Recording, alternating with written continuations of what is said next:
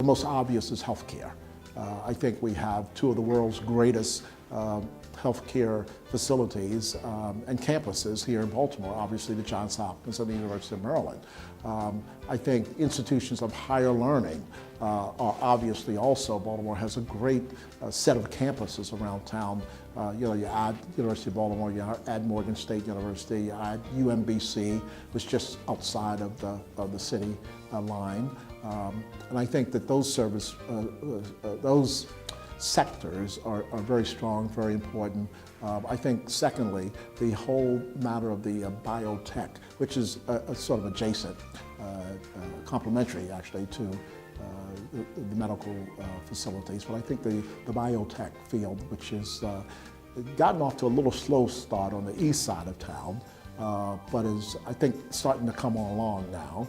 And certainly it's doing a great job over here on the west side of town at the University of Maryland and the Wexler Group about to come in. I think we got some great stuff going on in those two sectors. I think we also, from what I've seen about the innovation hubs that are starting to come up, the technology side of this, and all of the technology, frankly, including MICA, the Maryland Institute College of Art, and the good stuff they're doing over in Station North. So what I'm saying is 5 or 6 areas of the city with the innovation hubs coming up is drawing an entirely new market to Baltimore.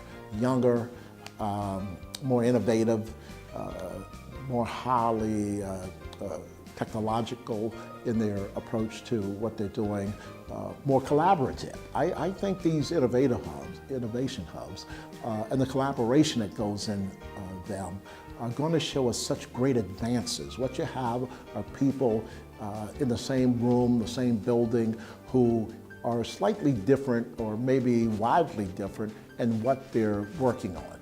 But because they're able to sit at the same lunch table or a conference room table, and they're collaborating with one another, or they're hearing what's going on in the next little cubicle next to them.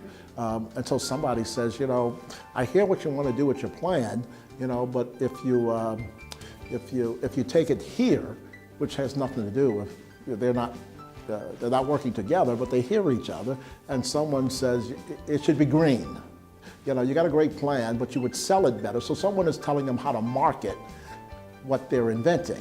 And I think that I hear that a lot, and I see it working. So I think what's going to happen in the hubs around the city, whether it's Station North or EBDI, the East Baltimore Development Group, or over here at the Wexford Center,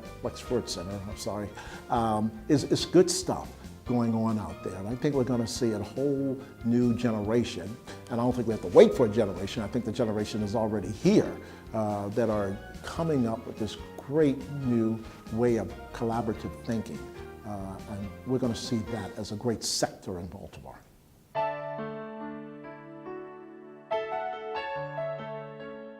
Yeah, addressing the transportation issue, is particularly the Red Line, which obviously the state said, we're not going to do it. I actually thought that was a missed opportunity, not that the state said we're not going to do it, but that the city said it's all or nothing. In other words, the city and the state leadership could have collaborated around an alternative, because we need the transportation to connect from one end to the other end and connect people to jobs, etc. And so whether someone could have said, let's do a light rail or a monorail or a rapid bus, we should have sat at the table. And that's what's going to happen with Carl as mayor of the city of Baltimore. I won't say to the state, you have an R behind your name and I have a D, and so we can't work together. That would be stupid.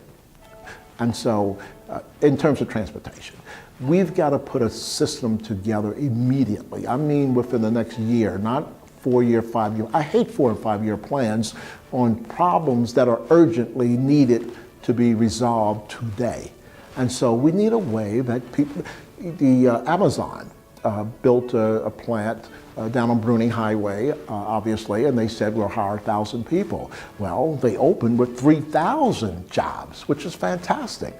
But people were having a hard time getting from where they are out the Bruning Highway to the job, or it would take them 2 hours each direction, getting off of one bus, getting on a subway.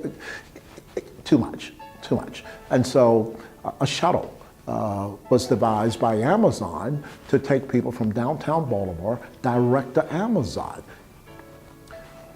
The MTA should have figured that out, but they didn't.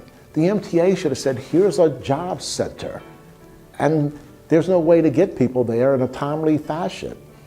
We'll set up a shuttle or a rapid bus system that gets people in less than 2 hours from downtown Baltimore to where there's 3,000 jobs.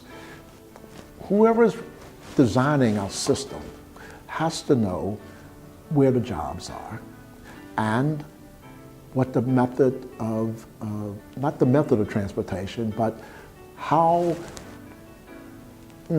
easy is it to get folk from one location of our town to another. Now, we don't have to figure out how to get everybody from their individual homes to the job location, but we got to figure out how we get people to a central point where they can then get on transportation that will deliver them very quickly in a timely fashion to where the jobs are.